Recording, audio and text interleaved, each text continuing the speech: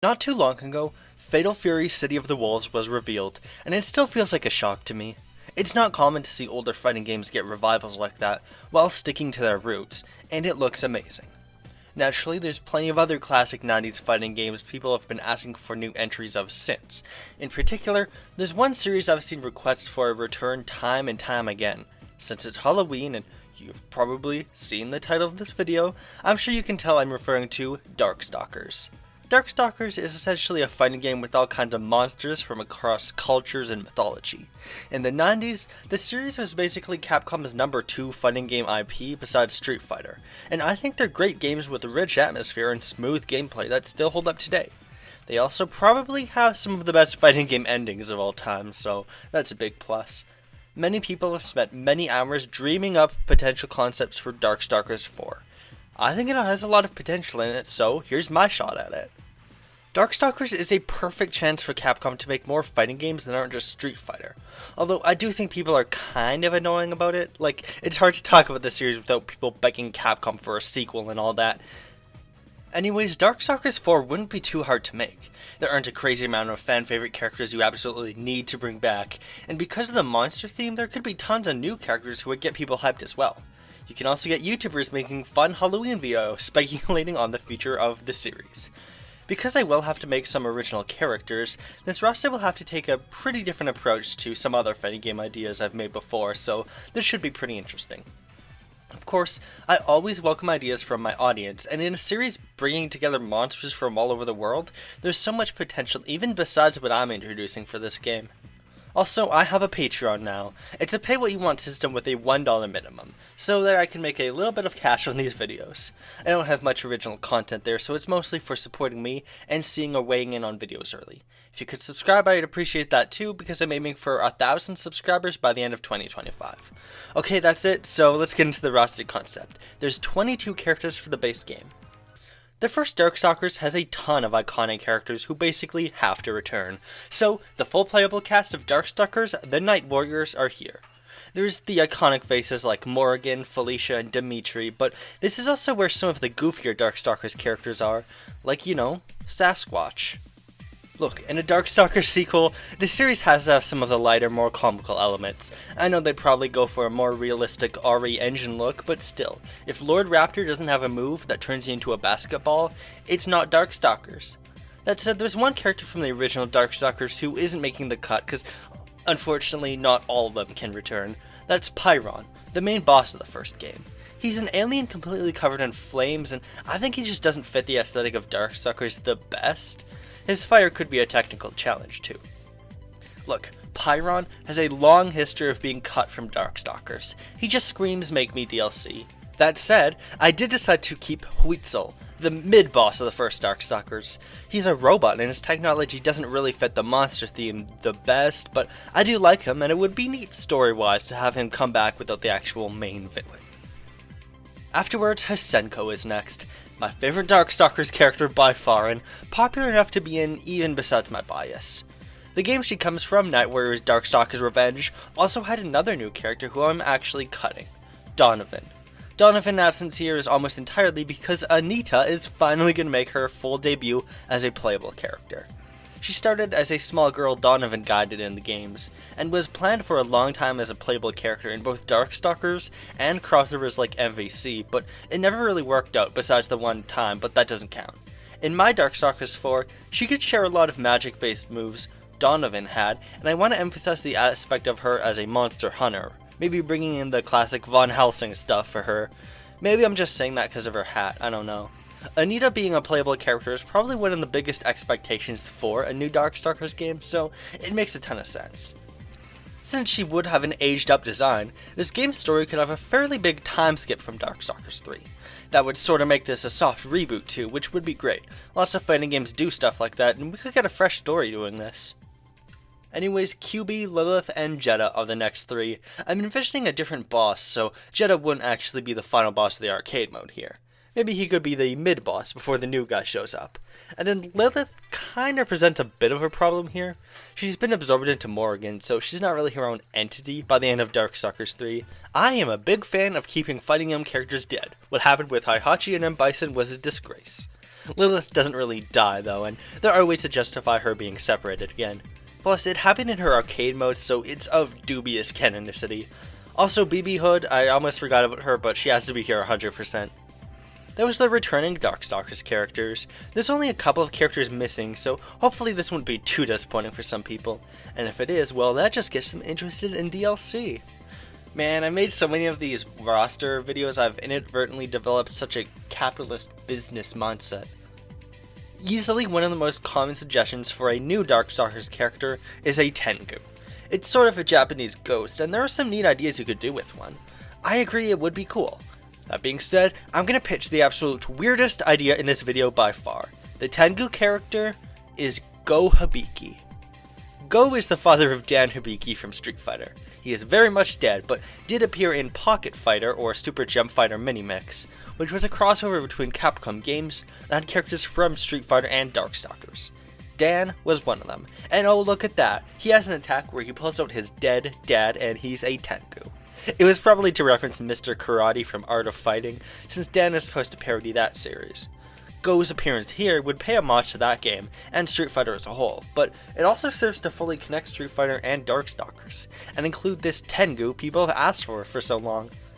It's my understanding that Japanese culture has some conflicting conceptions on how Tengu are born, but there are some accounts that say they're born from dead spirits, so it's not too crazy here. Go could take some moves from his son, as well as some Tengu tropes.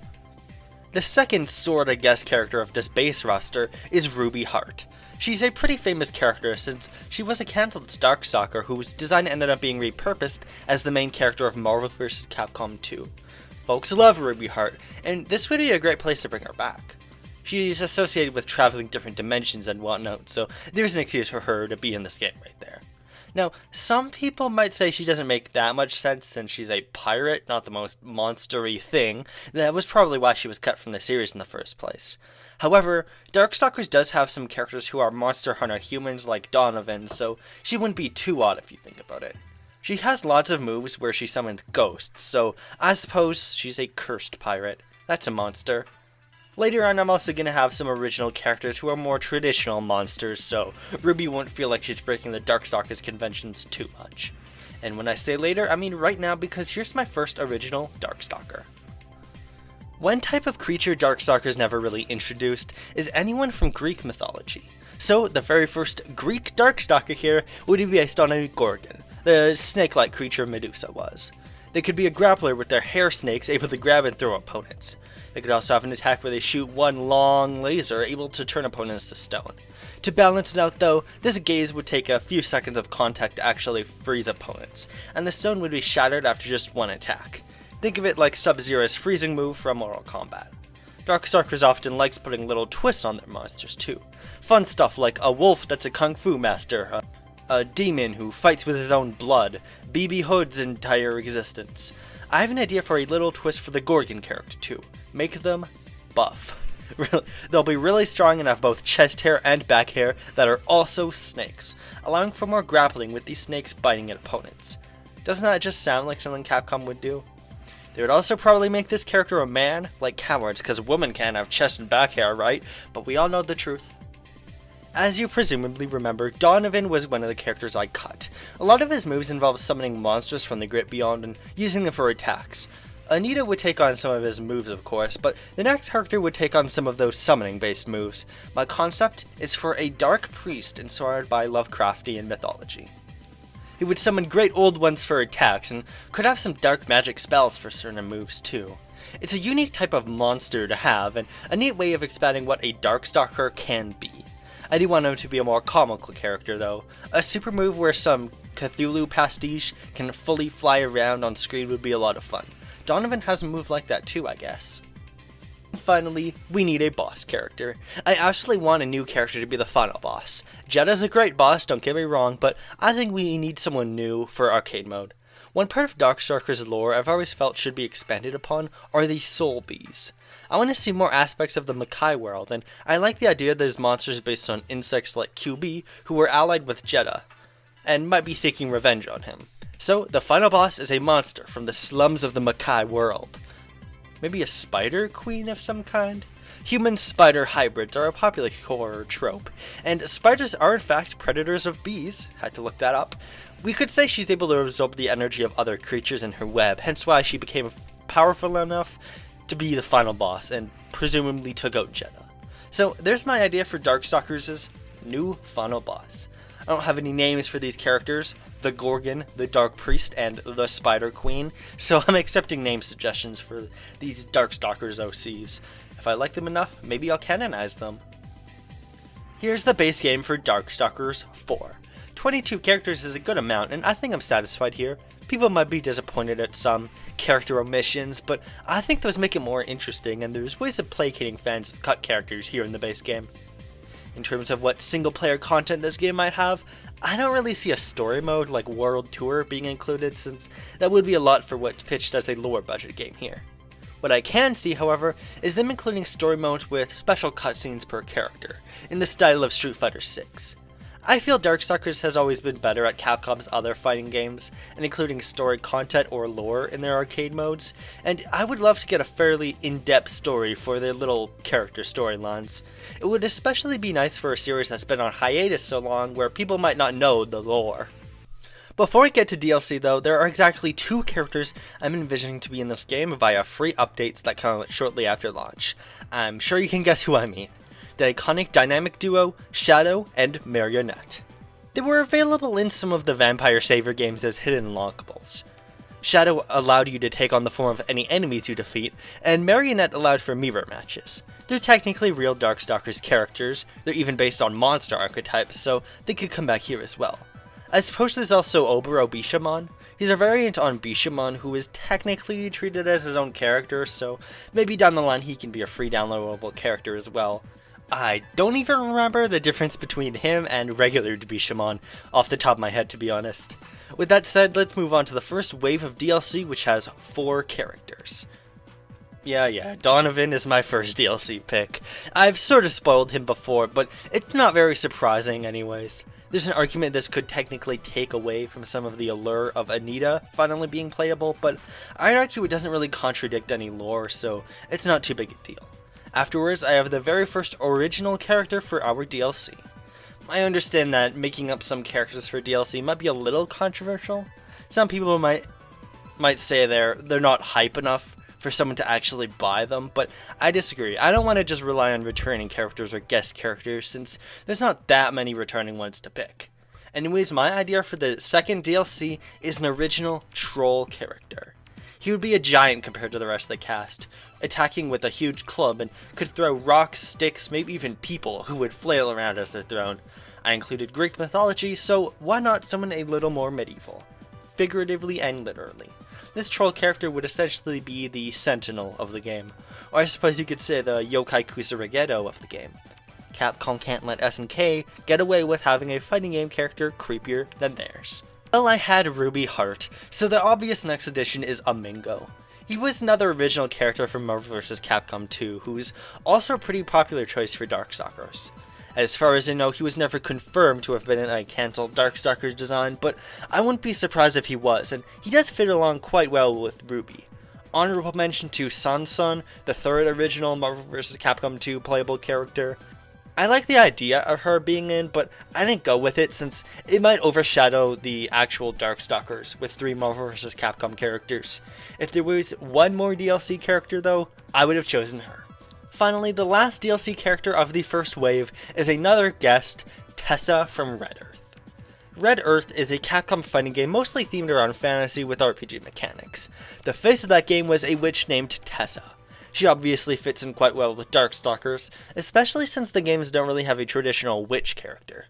She's even crossed over with Darkstalkers in Pocket Fighter before, which makes her feel obvious. There's our first DLC pass. Guest characters are kind of an infamous trend for fighting games now, so that might be why I've talked about them a lot here. I don't really have guest characters in the sense that they're from another company though. Without further ado, let's get to the next DLC pass. It starts with the most obvious character yet. Terramon, the brother of Pyron from the Darkstalkers cartoon. Or, you know what, why don't we just make it Pyron? Sure, I'll do Pyron instead. That makes sense. To be honest, the only reason Pyron wasn't added until now was that I want to spread these Darkstalkers veterans across the DLC. Afterwards is another new character based off a pre-existing concept, a jinn. Jinn are more well known as genies in the West, but their significance to Arabian mythology is more than just granting wishes. This jinn character could make some magic for a projectile-based moveset, but also incorporate some more chaos. She could summon all kinds of random objects, sort of like she's granting her own wishes to beat your ass or something. She could also fly around or turn to smoke for some attacks. That would make her a tricky fighter, and there's all kinds of chaos she could bring. Ghosts are a very important type of monster that's in Darkstalkers, yes, but it kind of feels like a technicality.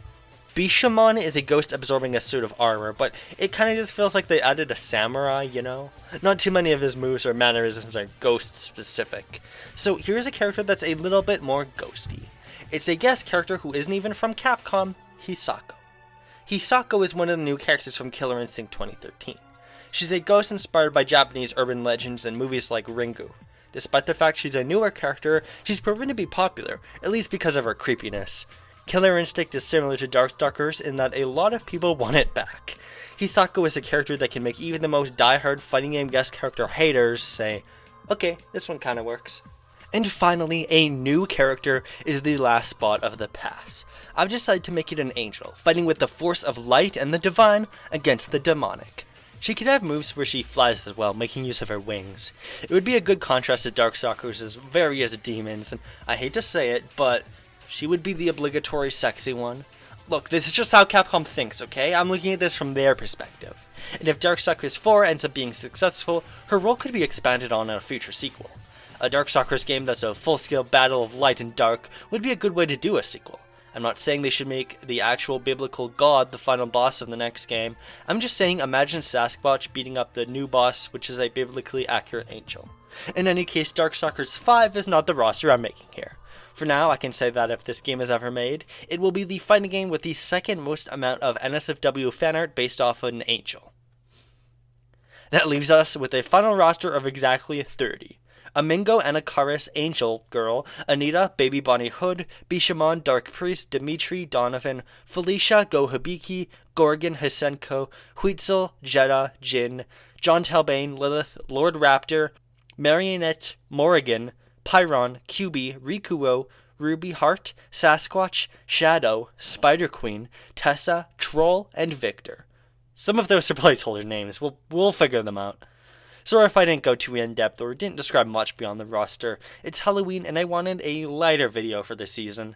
I guess it's probably not Halloween if you're watching this because you have something better to do this holiday, I hope. I welcome ideas in the comments below. Thank you so much for watching and I'll see you later. Happy Halloween and all that.